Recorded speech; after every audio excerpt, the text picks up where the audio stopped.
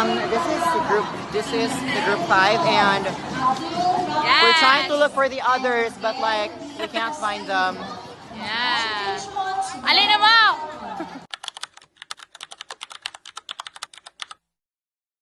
Here is us ranting because we already scavenged the entire campus, pero wala Japon na mo sila nakita. Update, we found Michaela, and now we're only looking for Yuri and Precious.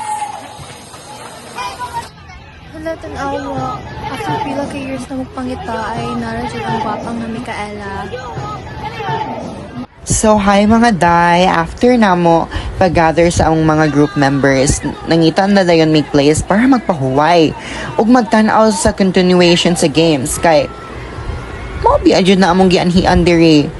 And pero after that, na-realize na mo ba nga, hala, mag-interview ka ta og 4 to 5 people, no? Kung unsay lang experience sa intramurals.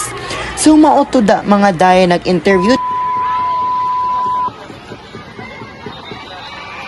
I'm here with Kermit Cabresos. from Grade 12, St. Tomas Aquinas. So I'm going to ask you, how is your experience so far in Intrams 2025? This is my last intram since I'm a grade 12 student.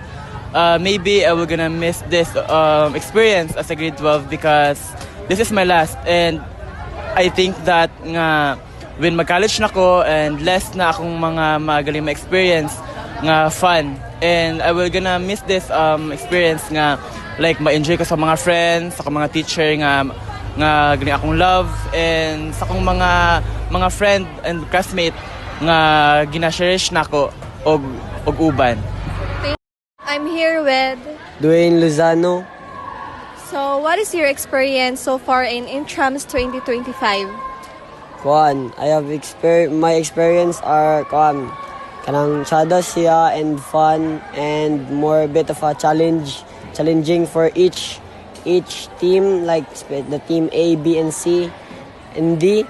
So they did their best just to be at the top of the to get the champion title. No, yun lang. Thank you. After interviewing 2 grade 12 students, nagkahuna-huna dayon mi nga, what if mag-interview mi og SMA student para makuha po na mo ilang perspective kung unsa ilang ganahan about aning Christ the King College. I am here with Kenneth B. Amper. from St. Mary's Academy of Lunao. Now we're going to ask him if how is your experience here playing on Christ the King College so far? I'm actually since nga grade 7 pa ko, like gaano na jud mi diri sa gana engage bitaw kay brothers and sisters school baya siya. So since grade 7 is gaano na jud mi diri para sa mga invitational, like especially katong mga sikisi they accept us nga as one nga ilaming giano as kanya dili mga away gunner, like mo jud na siya friend. Okay. Thank you so much, Kenneth. I'm here with Miguel. from ABM 12. Now we're going to ask him if how is your experience on CKC Intram so far? So my experience sa CKC sa Intrams is lingaw and enjoy. Samot na nakalaban na mo ang different school and nag-champion mi sa volleyball sa men's division. Thank you so much, Miguel. Determining traits like hair Bonjour, color, konnichiwa, personality, sayonara, hello, and buenos even eye dias. color. Who am I here with today? Who am I here with today? Rian. Dagan ba? Full name, please. Rian. Mang. Ay, okay. Full name, please. Full name. Rian Peter. Ay, Peter.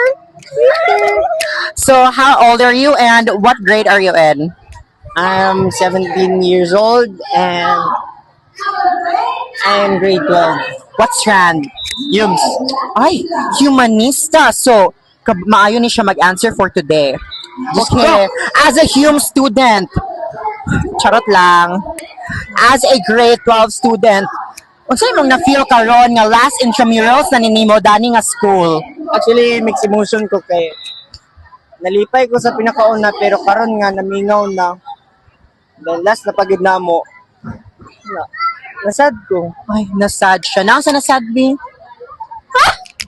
Brag!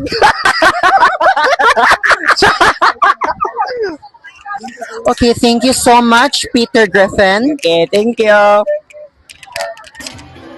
Sa mo to guys, after sa among very short nga interview, nang gidagan na miya kay announcement of winners naman di ay. And guess who's the winner? It's Team C, House of Lannister. So, after sa announcement of winners guys, nag-hurry na mi og nag-film sa among outro. And that concludes